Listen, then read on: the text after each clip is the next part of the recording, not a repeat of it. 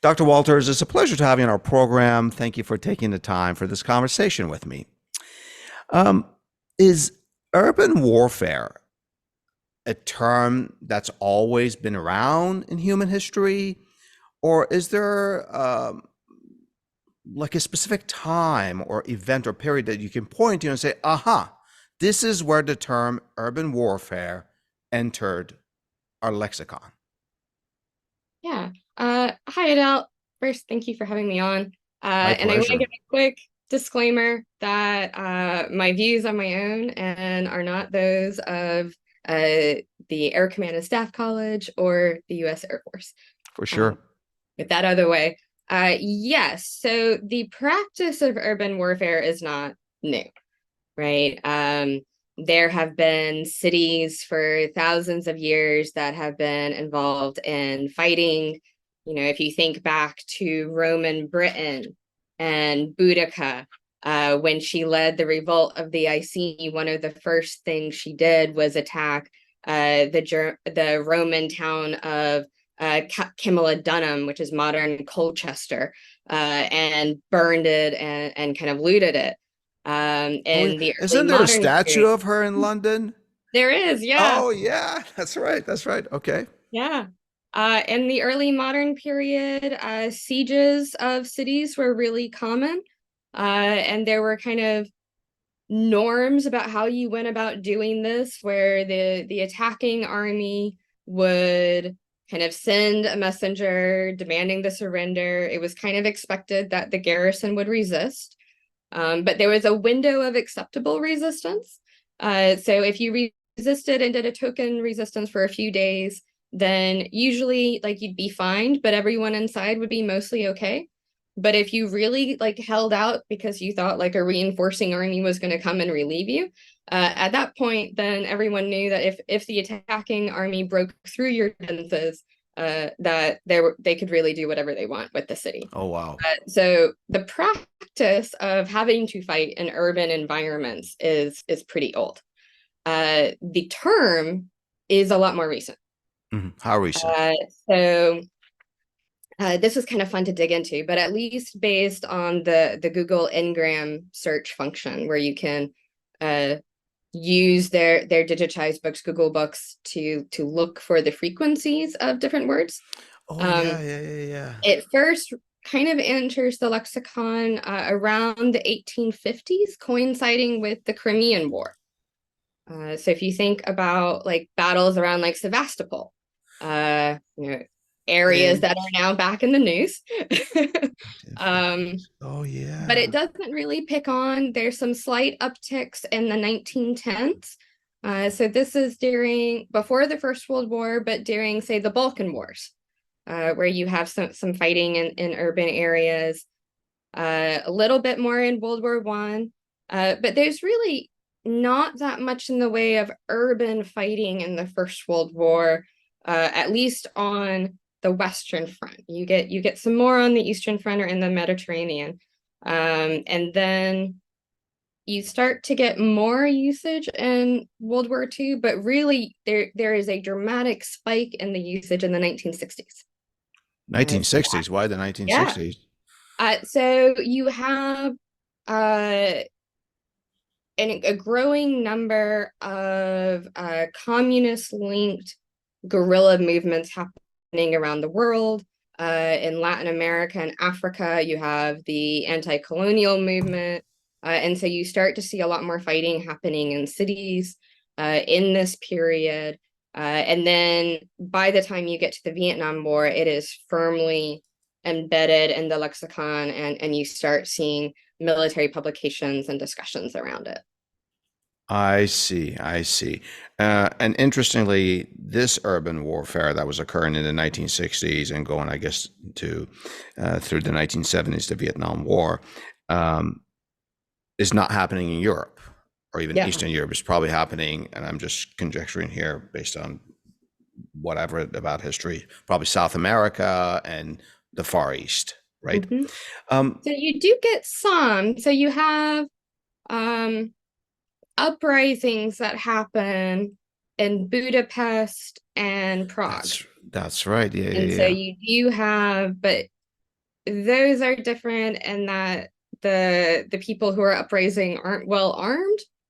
So it's you have the tanks in the cities, but it's not what we think of with like urban warfare, where you have a well-armed insurgency or guerrilla force. Or even well organized Yeah, in way of sort of military ways and military yeah, training. And by the way, I just want to clarify for our audience. This is an interesting time period you were talking about. You said the 1850s, the Crimean War. That's a war where France, well, the French Empire, then the British Empire, fought the Russian Empire, and it was over Crimea. What's yeah. happening now, going back to 2014. We talked about guerrilla warfare and going back to the 1960s in imbalance of power. And I'm wondering, does urban warfare give one side a boost, sort of kind of like an advantage that they would not otherwise have had? Mhm. So it depends. In general, it often favors the defense as long as the defender is local to the city. Uh, so, and in part that's because they're going to know the city, they're going to know the alleys and the back streets, and not be reliant on maps as much, which may or may not be accurate, may or may not be super detailed in terms of all of these backways. Oh, They're also more likely to have local civilian support than the attacking force. Um, so it does tend to favor the defender. In the modern period, urban warfare, particularly for states who care about civilian casualties, it negates some of the technological advantages that in a more open environment would make it a very lopsided conflict. Right? So oh, so let's your say, ability. Hmm? no, so what I'm saying is that a very advanced army that could do all sorts of things, Army, Navy, Air Force, whatever, in open terrain would be somewhat uh, constrained in urban Mhm. warfare. Yeah. Interesting. I mean, so any, and it to some degree it affects both sides, right? So uh, in an urban environment, you can't mass your forces. So almost I'm everything sorry, you I do, didn't get that word. You cannot mask. mass your forces. So you can't gather in large numbers. Okay. So instead of moving your troops forward in kind of these large organized units, you're looking at really small groups. Sometimes just 5 or 6, fighters. It tends to be very decentralized. So depending on the time period you're looking at, communication is a real problem, like being able to organize all of these forces uh, and have them converge at the same time, the same place, can be really difficult. So yeah, it in some ways it's an equalizer, but it can give the weaker side some advantages. So, with all the challenges that you're sharing with me for the invading force, army, military, uh, are there special urban warfare military tactics? Yes. So because a lot of what kind of standard warfare in an open area you would do, you can't do in a city. Hmm. And some of it'll depend on the layout of the city. So if you think of old European cities with really narrow streets, it's going to be different than if you're fighting in Paris, where in response to a series of uprisings that happened in the 19th century, they actually decided to widen the streets so that like you couldn't barricade them. But it makes it much Interesting. easier to move tanks down. Um, it takes enormous training to be able to operate in an urban environment. Uh, so what we call combined arms operations. So when you have different types of units working together, Hmm. so you might think of tanks working with infantry and artillery. So on their own, each piece is vulnerable to the other. So tanks are vulnerable to attacks infantry. Infantry are vulnerable to attacks from tanks, and artillery are vulnerable to both without being supported. But in And urban doing this warfare, they're in probably, open terrain is very difficult. Doing it in the confines of a city, on a street, in an alley takes enormous discipline to do. I see. This makes me think of the European cities that I've visited. I haven't visited too many cities in the Middle East, so I don't know what Gaza, Beirut, Jerusalem, or any of these would be like. But imagine conducting urban warfare in the meandering streets of, let's say, Siena or or Venice, right? Right? Or like Bath, England. You couldn't have, a tank supporting infantry. It wouldn't even fit into the streets. So And something else to kind of think about with this is, you know, for the attacker, it's a strategic choice to decide to go into the city, right? Because you don't have to. Depending on what you're doing, you can bypass the city, you can surround it and put it under siege. So you're making the choice to go in. Another thing to consider that you have to deal with urban warfare is underground warfare. underground So warfare. cities, any large city is going to have like a metro. So Yeah. you have the underground metro tunnels, you have underground utility sewer systems that can be used to move between areas. I'm not going to smell the greatest, but in terms of Yeah. moving and not being seen, and that's not to mention places like, Gaza today, where Hamas has had lots of time to build tunnels for the explicit purpose of being able to use them in war. And so having to deal with that is another component. Intelligence in war is always important, but it becomes particularly important in urban warfare. It can be in the urban jungle, it can be really hard to tell where forces are, because if they're inside a building, you can't see them. Yeah. So that can be very difficult. You also have to be aware of where the civilians are. So again, like intelligence takes on an added importance in urban warfare. I was reading something interesting, Dr. Walters, in the New Mhm. York Times and also similar articles in the Wall Street Journal.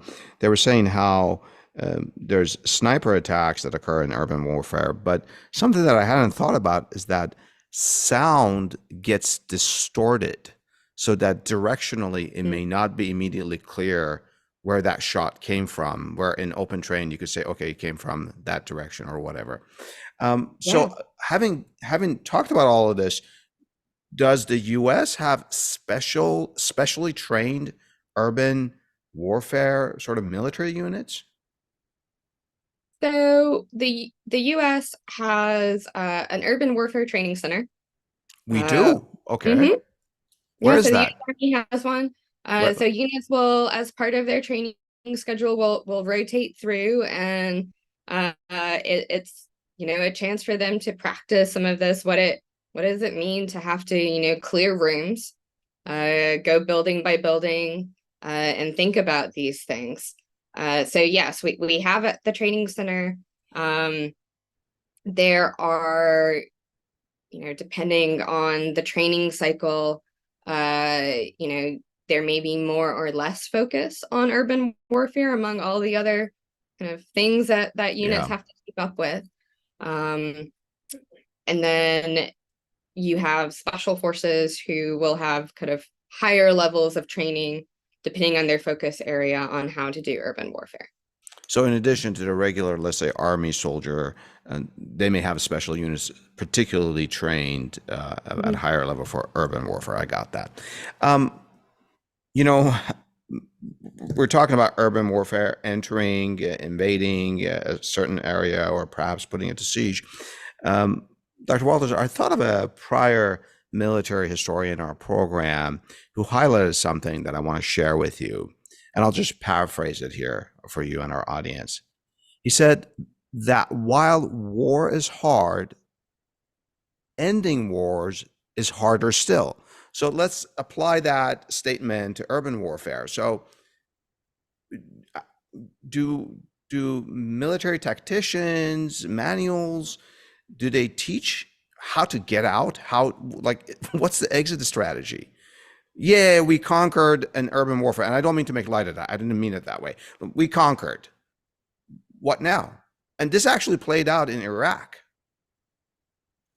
Yeah. Uh, it is, I would agree, like ending a war, getting out, having a better peace is often the hardest part.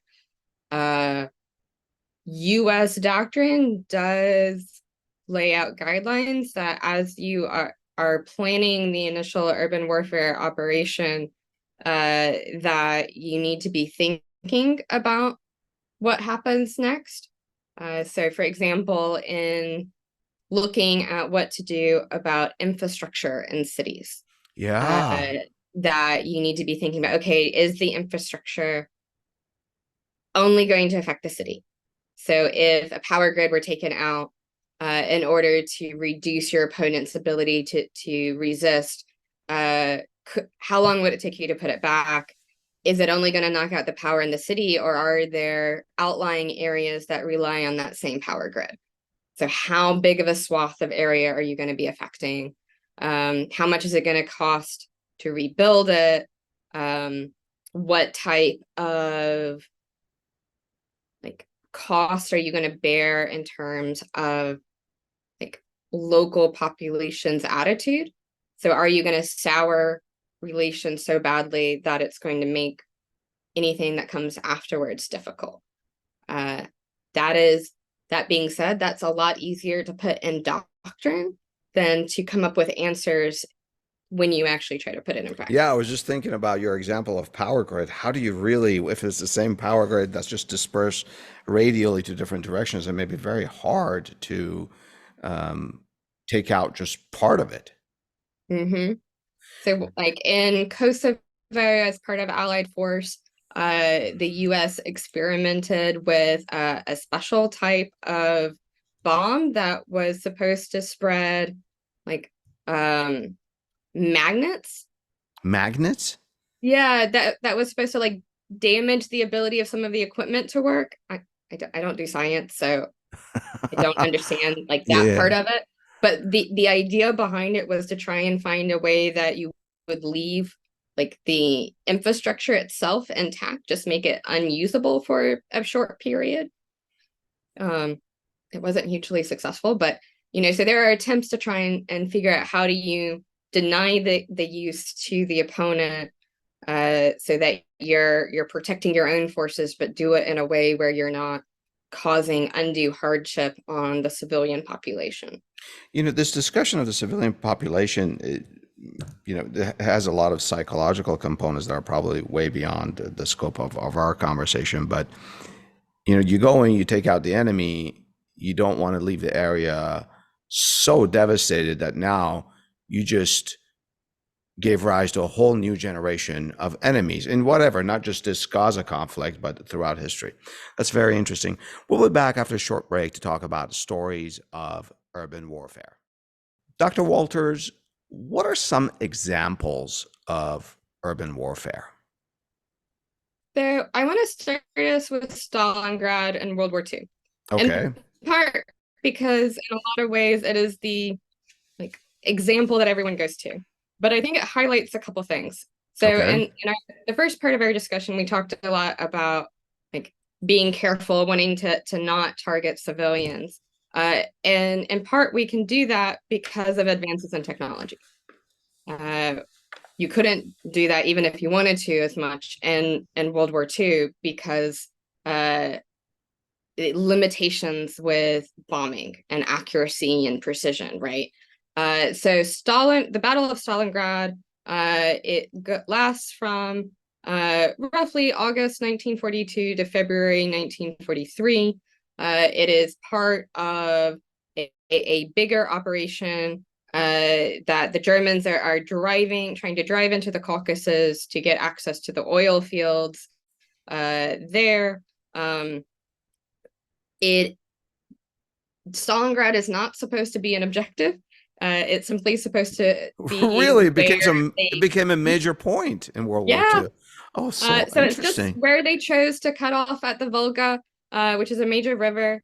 It's not key to anything in terms of like military strategy, but it does have the name Stalingrad, so Stalin's city.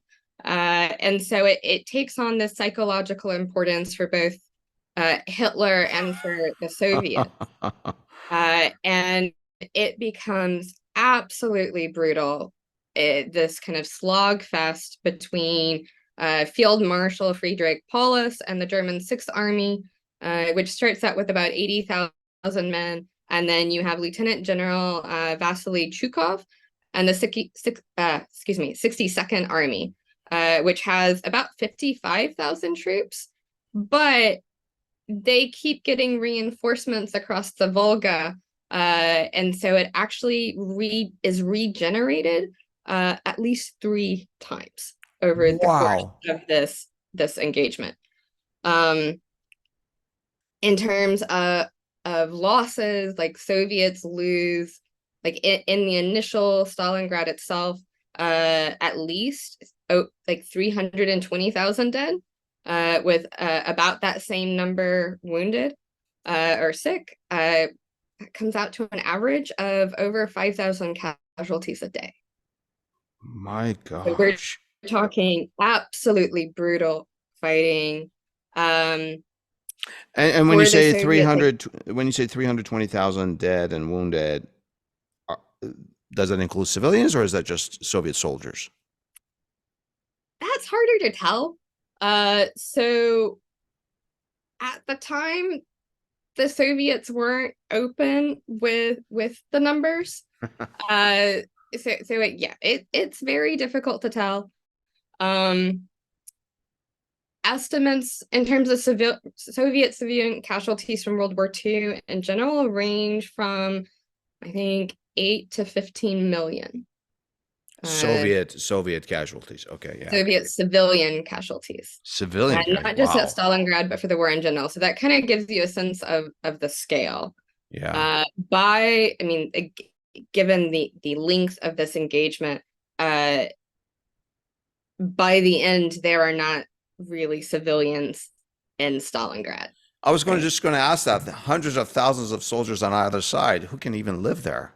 Yeah, I mean, by the midpoint, they are dead or they have managed to escape the city. Yeah. Uh, this type of fighting is there is a factory that kept changing hands, going room by room, and the Germans and the Soviets fought over this one factory complex for about 4 weeks. Wow. I mean, so if you think about that, like the most recent parallel would be in Mariupol, in the fighting in Ukraine, where you had Ukrainians holding out in the old steel refinery factory complex. That's right. We saw aerial views of that on TV, CNN, whatever you watch. Yeah. Yeah. I mean, so it's the same idea that these types of industrial areas can be absolutely brutal, room by room, corridor by corridor. The same with apartment complexes, where, you might have Germans and Soviet forces in different apartments. And so it's absolutely like gut-wrenching fighting. As it went on, the Soviet strategy shifted. They realized that the Germans were not fighting a sustainable fight because their logistics just couldn't keep up with this. And so they used Chukov to hold the Germans in place while they prepare a counteroffensive. And so Chukov is getting just enough reinforcements in terms of people and ammunition to hang on, not to succeed, not to be safe, but just enough so that he's still providing a resistance so that the German Sixth Army is stuck.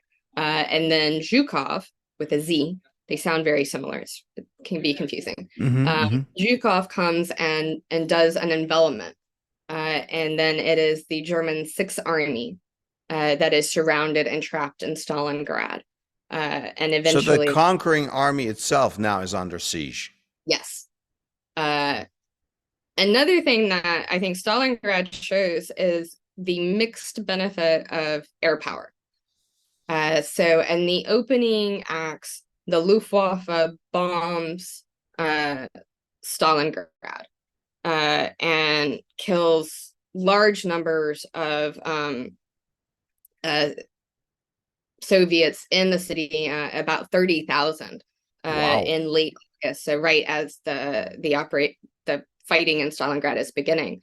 But the trick is air power is very good at blowing things up. For urban warfare, rubble is as useful as an intact building. So once you've blown up these buildings, either with artillery or air power, then now you have obstacles in the streets, right? So the Oh. streets are no longer clear. You have to deal with the rubble. You have issues with like your own shelter, right? You've damaged key buildings. Now you're trying to move through. And it's an easy place for the defending force to lay traps and kind of use for cover. So you get a mixed bag with air power with that. So in effect, by bombing Stalingrad, the German Air Force creates issues for itself when it enters the city, when it conquers Yeah, the city. yeah. Interesting. Yeah, so that's kind of Stalingrad. Okay. If you think about the Vietnam War, there's some standout cases of urban warfare there as well. So in 1968, you get the Tet Offensive. Yeah. So starts in January of 68. The North Vietnamese army and the Viet Cong, rise up, and the idea is to strike at a large number of state provincial capitals, major cities.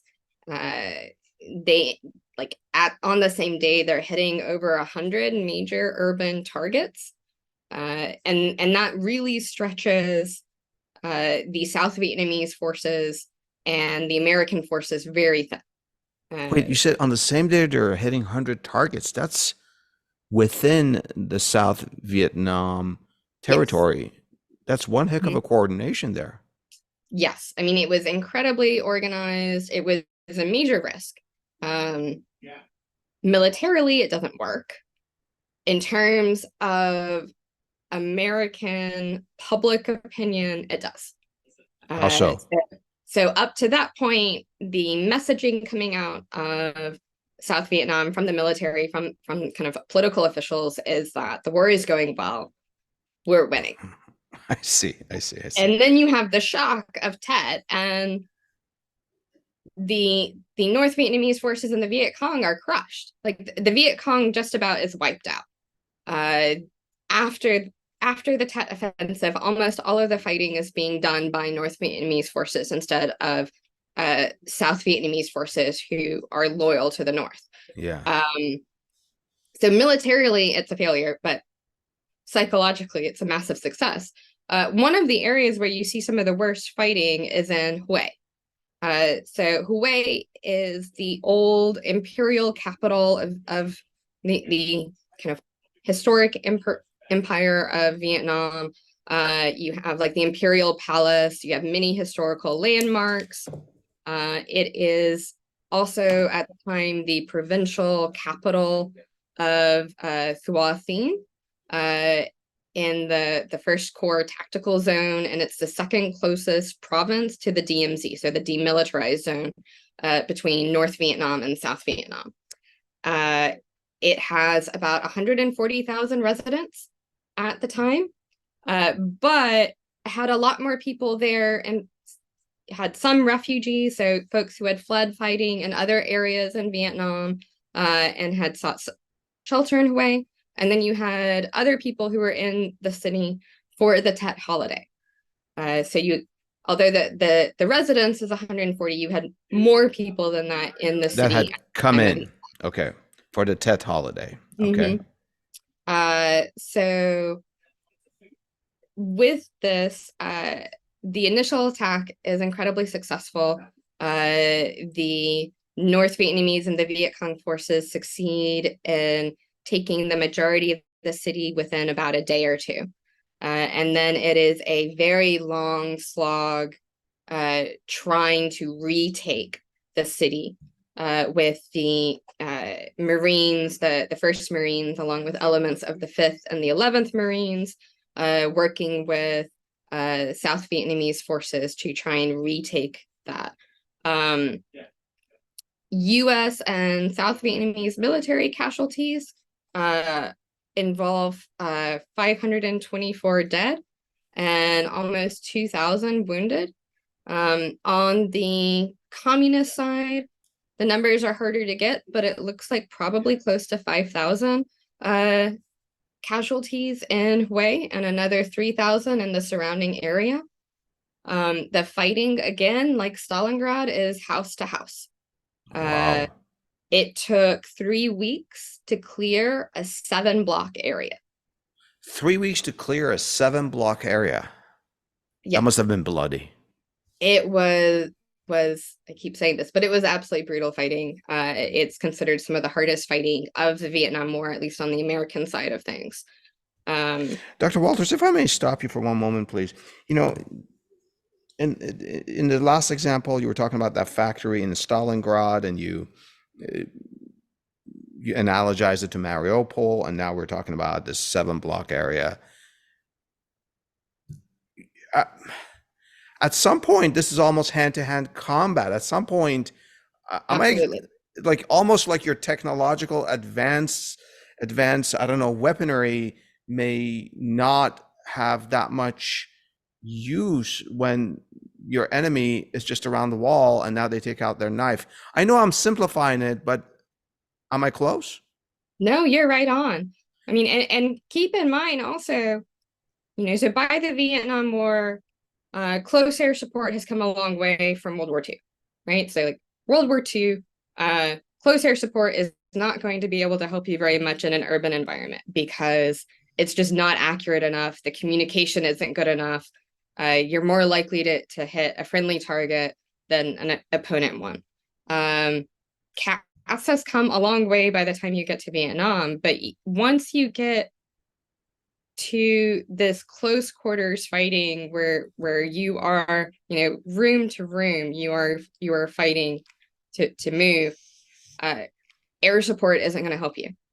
It can help provide interdiction, so to cut off your opponent's supply lines. It can do that, but in terms of actually helping you clear a building, move to the next block, it's going to be minimal support.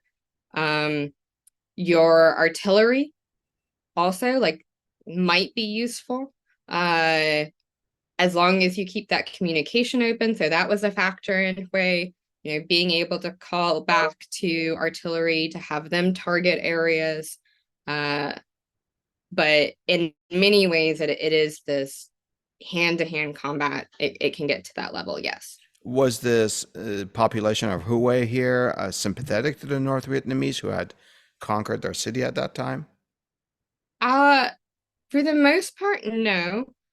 They're trying to survive. Yeah. So one of the things that the North Vietnamese would do during the Tet Offensive, if they could identify that you were a government official, that you were an important business person, that you were someone who worked with the Americans in some capacity, you were likely to be executed. Wow. So anyone who had important positions is trying to run and hide. But the reality is you're going to get caught in the crossfire. Even though the US and the South Vietnamese forces were trying to be careful because they're there to defend these people. But the reality of urban warfare is that even when you're careful, there are going to be civilian Yeah. casualties. Yeah. Any more examples of modern urban warfare that stand out? Yeah, so I'll take us kind of more recent for our last one. So if we think of the 1990s, we get a boom in urban warfare A in the boom. Okay. 1990s, tied to uh, civil wars, tied to interventions. The most famous one from an American perspective is probably Mogadishu in Somalia. Mm-hmm. Uh, Oh yeah. the famous movie and book Black Hawk Down, where the urban confines make it incredibly difficult to get in the reinforcements once you have the helicopter go down, and then additional helicopters go down. So you have that tension between the helicopter is critical in that it's providing firepower to help keep people alive on the ground until reinforcements come, but it's also incredibly vulnerable. In the Balkans, you have the Yugoslav Wars. Yeah. So Sarajevo is the capital of Bosnia Herzegovina, and it is under siege by Republika Srpska forces from April of 1992 until February of 1996. That I'm sorry, you said siege, April of 1992 to February of 1996?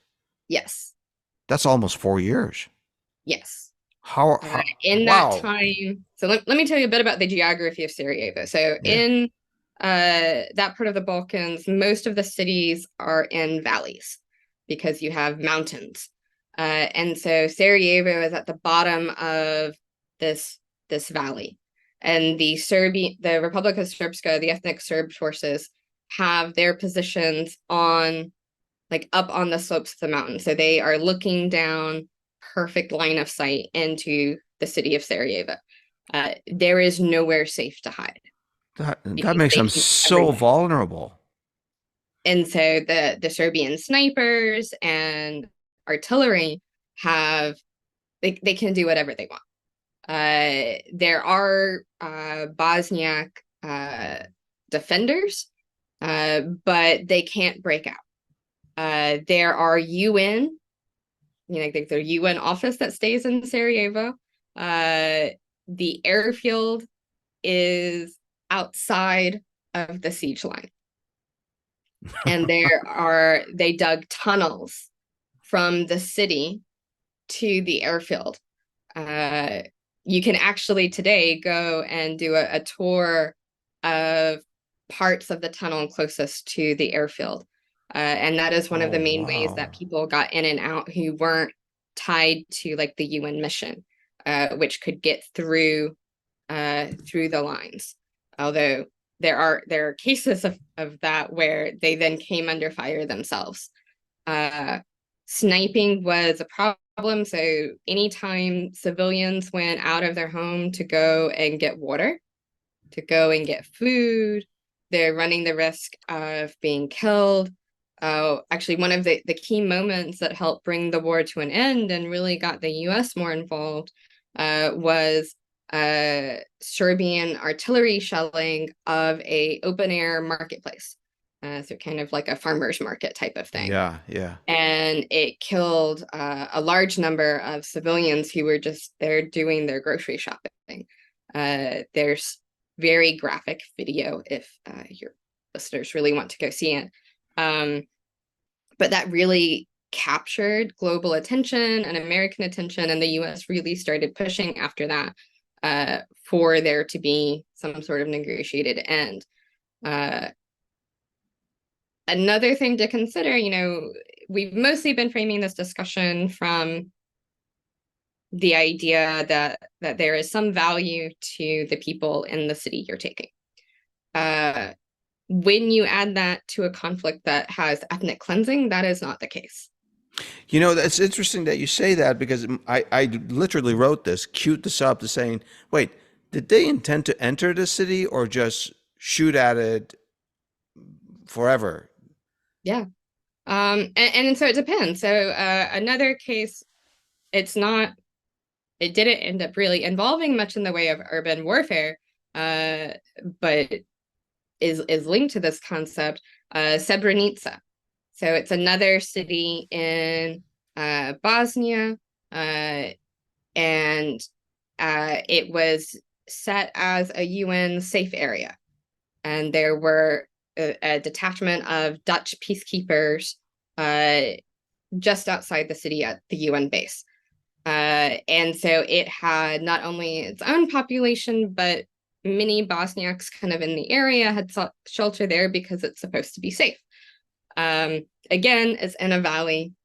The Republican Srpska forces are up in the mountains looking down, and they vastly outnumber the UN peacekeepers.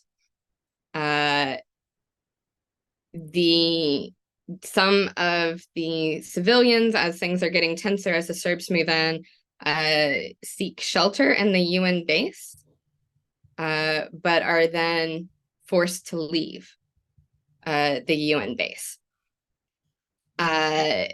All told, over 7,000 Bosniak men and boys were massacred at Srebrenica. So not what we often think of with urban warfare, but because of the lack of urban warfare, we have this ethnic cleansing instead. Similarly, if you think of Vukovar, the fighting in Vukovar, like the civilian lives don't necessarily have any value because they're the wrong ethnicity. And so if you're going to kill them anyway, then the attacking force isn't going to think about minimizing civilian casualties as part of the attack. I just hadn't thought about that sort of formula in the whole calculus of urban warfare. It gives the attacking army, invading army, conquering army much more liberty in what they can do. There's no restraints. Yeah. You with respect to Srebrenica, you said once the Serbians entered. So does that at some point become hand-to-hand combat, or no? Still, No. So part of the deal with being the safe area is that it was demilitarized oh boy. So because there's the really, UN peacekeepers were there to provide the security. which in effect they didn't, based on what you're telling me. No, I mean, so they were vastly outnumbered. At the time, it was the procedures for getting any type of air support took days. And just like the civilians were in the crosshairs of the Serbian artillery, so was the UN base. And so the decision was made at the time not to resist. Wow. The peacekeepers a couple years ago were actually found responsible for a portion of those killed. So about 300 of the Bosniaks who were subsequently killed had been accepted into the UN base, and then were told to leave. And those were the ones that they were found to be liable for what happened to them after they left. That's unfortunate. We'll be back after a short break to talk about rules and restraints in urban warfare. We'll be right back. Dr. Walters, in the examples that you shared with me about 20th century modern urban warfare, we talked about populations, for example, in Stalingrad. At some point, the population was just gone or depleted by death, which makes me wonder, in urban warfare, are there military tactics to prevent civilian casualties? And by the way, to clarify, I'm not referring to sort of moral precepts here. My question is really going to, are there like codified strategies in military manuals?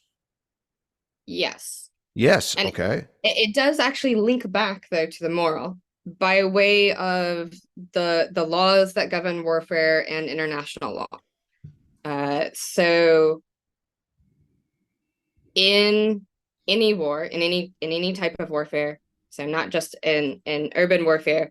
The U.S. military has requirements to protect and aid civilians.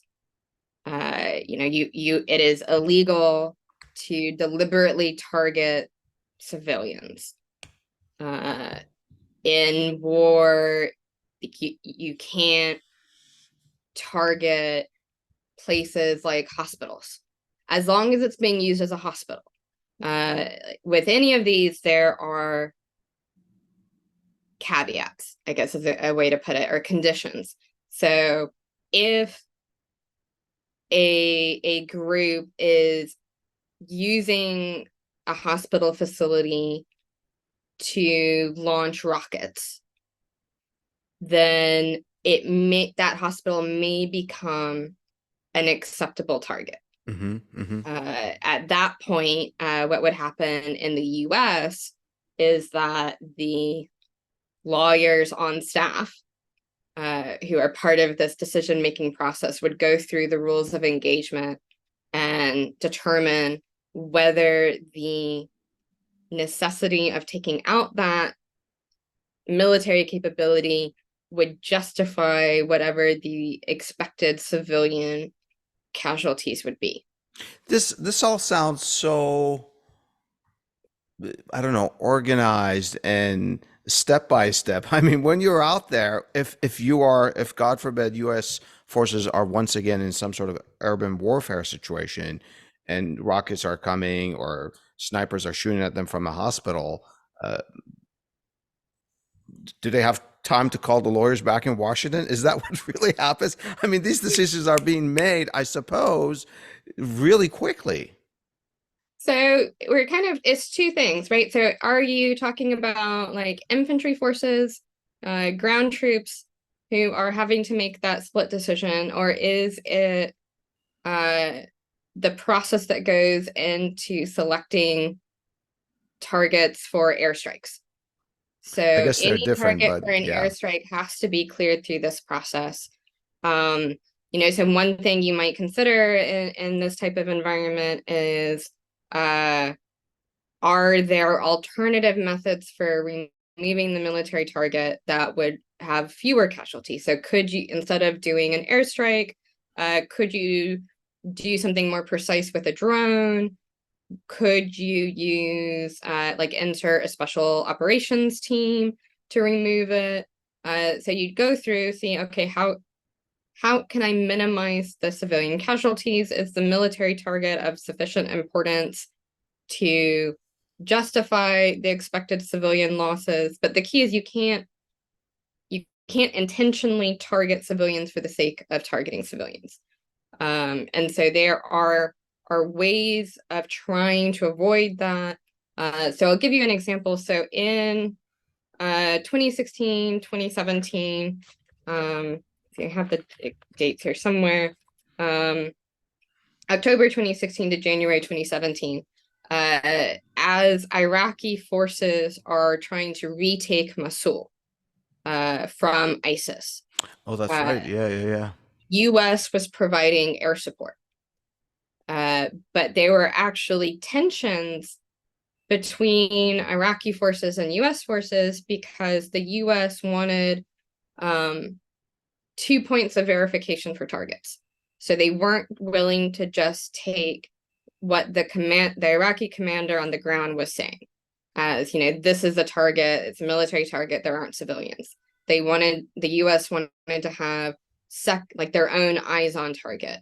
And so would delay strikes in order to either get a plane in place that could see the target, or to get a drone in place to be able to look at the target before approving a strike, which caused delays and sometimes missed opportunities to take out genuine, ISIS targets that you want to get rid of. But that was an example of that compromise in military effectiveness in order to try and minimize civilian casualties. Now, that being said, the fighting in Mosul is estimated to probably have killed, I think it's about 15,000 Wow. civilians.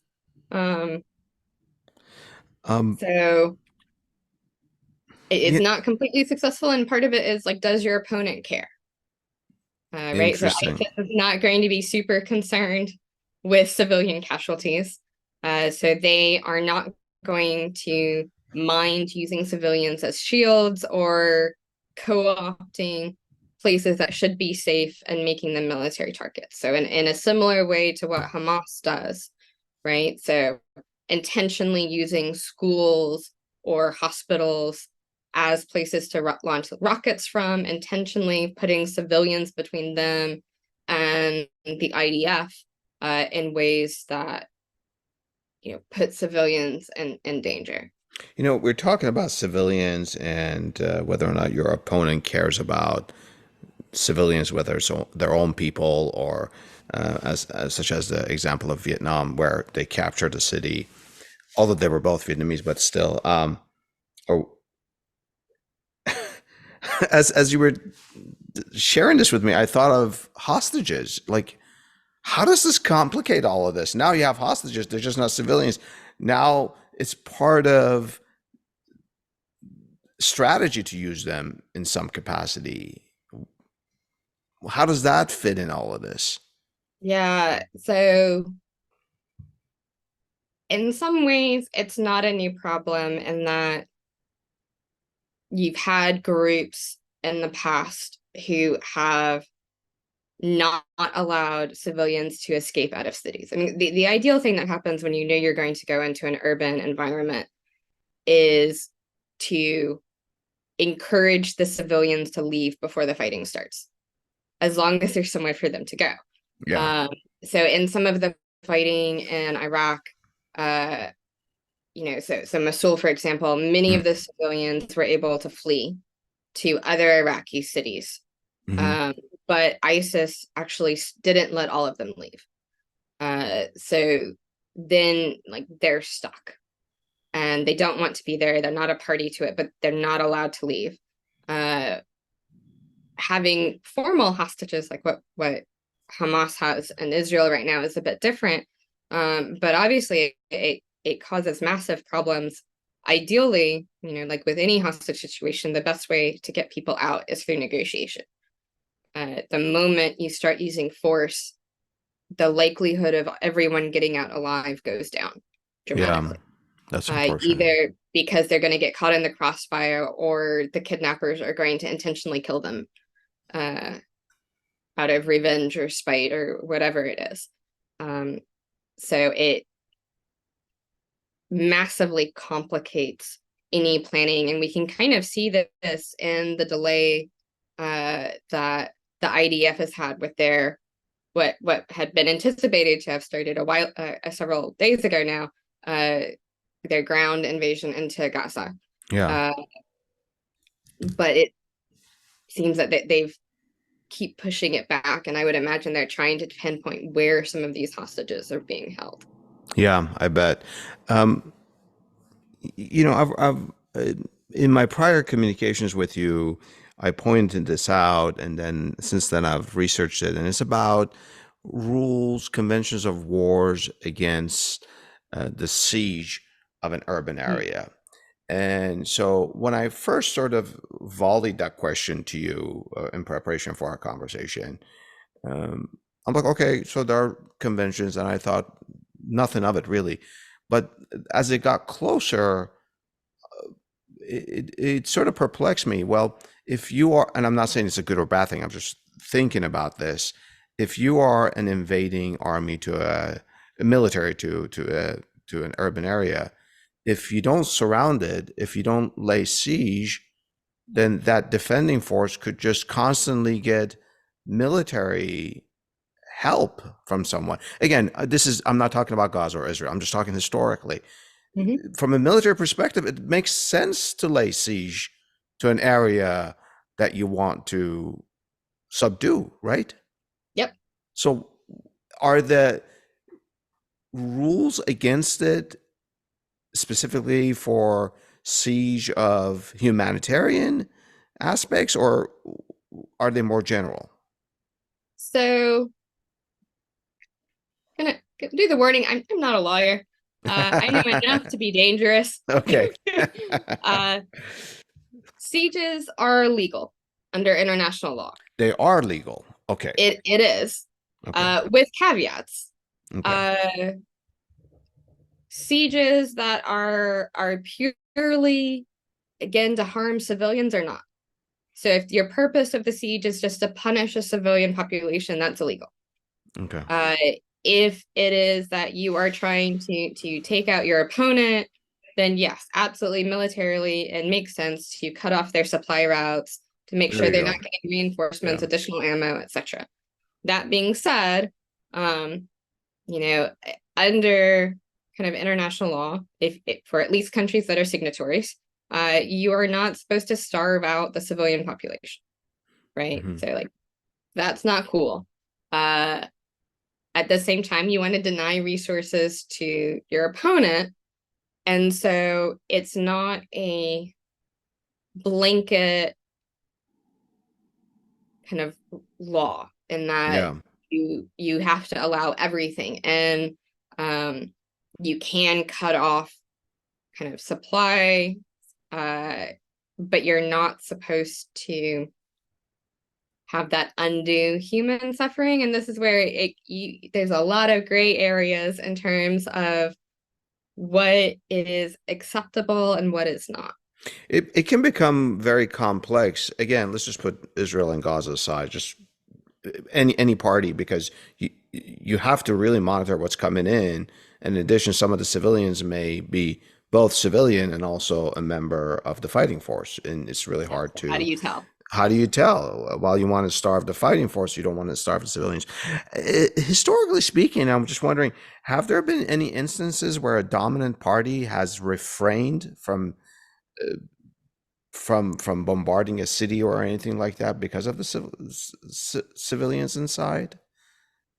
Um, there are cases where the dominant party has shown restraint. Hmm. So in the Italian campaigns and World War II, US bombing was very careful to try and avoid the historic richness of Rome, Yeah, and to not bomb, the Vatican, or some, the famous churches and sites and yeah. things. Uh, there are cases where the military objective made it undesirable to bomb. Hmm. So if you think of Operation Market Garden in the Second World War, this is a plan with 3 airborne divisions dropped in Eindhoven, Nijmegen, Arnhem. And the plan is then for the kind of tank corps to drive up this one road So over the this is bridges. Southwest Germany, Holland. Holland. Oh, I'm sorry. Okay, They are heading towards Germany, yes. okay, And the aim is to have this fast movement up and being able to hit kind of an undefended part of the line, okay. and have a major breakthrough. Uh, the key to this is all of the bridges need to be taken intact. And so with the lack of precision in bombing at the time, you don't want to bomb the cities in case you accidentally blow up the bridge. That would be bad.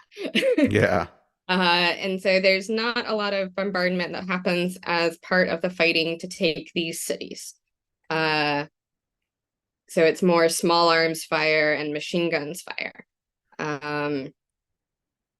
But generally, if you have the ability to take out your opponent's targets in the city, you're going to use it. Yeah. If you're the US, or another kind of high-tech country that cares about civilian casualties, you're going to do everything you can to do it in a way that minimizes civilian casualties and impacts on civilians. But yeah. Let's take a break here. Stay with me and Dr. Walters as we get into the perspective. Dr. Walters, what lessons can we glean from the history of urban warfare for the potential urban war in Gaza now? I think it's important to keep in mind that no matter how careful you are, no matter how careful the IDF is, there are going to be lots of images, and I'm sure Hamas will capitalize on them, coming out of civilian casualties. We may see more than in previous conflicts. Historically, the IDF has been very careful with civilian casualties, using, for example, a type of bombing where they'll drop a small munition on a roof to warn the residents to get Oh, out, is that what and they then call they'll knocking? send the Knocking, yeah, yeah, yeah. yep. So then they'll do the bigger one. Given what's happened, there's a lot of rhetoric that's come from IDF officials that makes it sound like they may not be quite as careful. I mean, so that, like, roof tapping isn't something they have to do and still be within the law of war. So I'm not trying to say they're going to break the law of war in what they do, but we may see a less restrained approach than in previous times when they've gone into Gaza or the West Bank.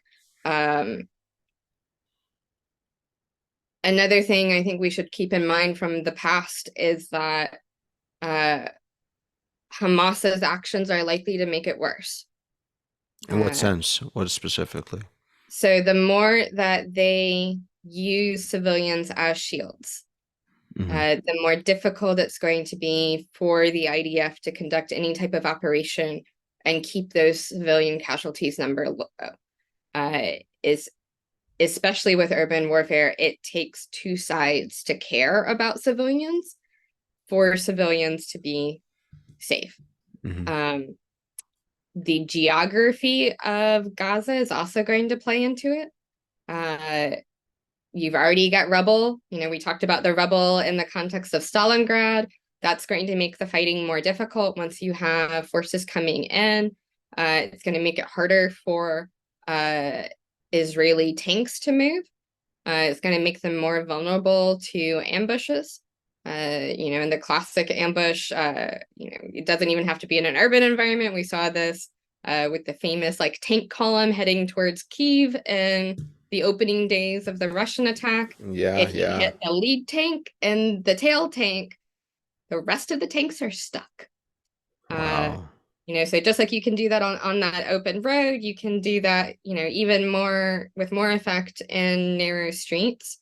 Many of the buildings in Gaza are not built to Western building code.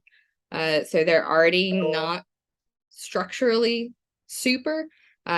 Even if they're not hit by an artillery shell or a bomb, all of that going off in the area around them is going to make them less structurally sound. So that could cause problems going forward with these unstable buildings. Another piece is that there is nowhere for the civilians to go. Yeah. So, Unlike Mosul example, where he says some of them fled this before ISIS stopped them from going. Okay. Exactly, right? So, yes, they've been encouraged to move to the southern part of Gaza, but the conditions there are so bad, even with the recent convoys of aid that has been allowed in, that many civilians are going back north because there is nowhere for them to be in South Gaza. Wow. It is just so crowded and the conditions are so bad. So it is not a question of if there are going to be civilians, there will be civilians there. That's unfortunate. One of the things that stuck out with me in the prior segments, you were talking about consideration about infrastructure. It makes me wonder, so much of Gaza's infrastructure is going to be bombed. It's going to be destroyed, right? And you got to think that Israel is also thinking about this. I mean, everyone's thinking about this, but because after the conflict is over, those people are still there. They're going to have to, otherwise this is going to go on. So I'm choosing my words very carefully because I don't want to get into the politics of the moment and the crisis and all the sort of ethnic conflict. I want to talk about more the military factor. This is even more complicated. It's not like the Germans came and they're going to leave. These people are still there. So I think Israel has probably, even from a pure military perspective, a more difficult situation of you bomb the infrastructure, but maybe 5 years from now, you're going to have to somehow Yeah. facilitate the remaking of it or something. Anyway, if you wanted our audience to remember just one point about urban warfare after everything we talked about in the last hour, what would it be? I think it's that there's no good way to do it. Oh, wow. Urban warfare is absolutely horrific. It is incredibly taxing on the individual fighters.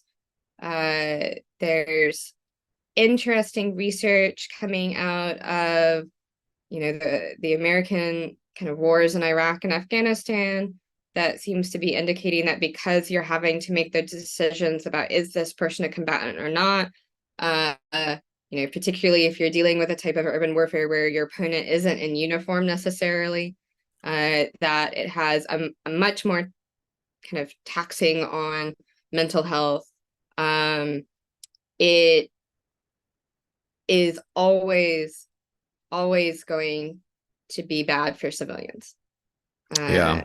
No matter how careful either side is, it is never going to be a good outcome for the civilians involved. And it's tragic when it happens. Sometimes it's necessary. War can be necessary, but anytime you have urban warfare, it's tragic. Yeah. Dr. Walters, thank you so much for educating me and our listeners. And to our listeners, if you know of any history that could provide more perspective from the past on this subject, please share it with us and tell us what's your perspective.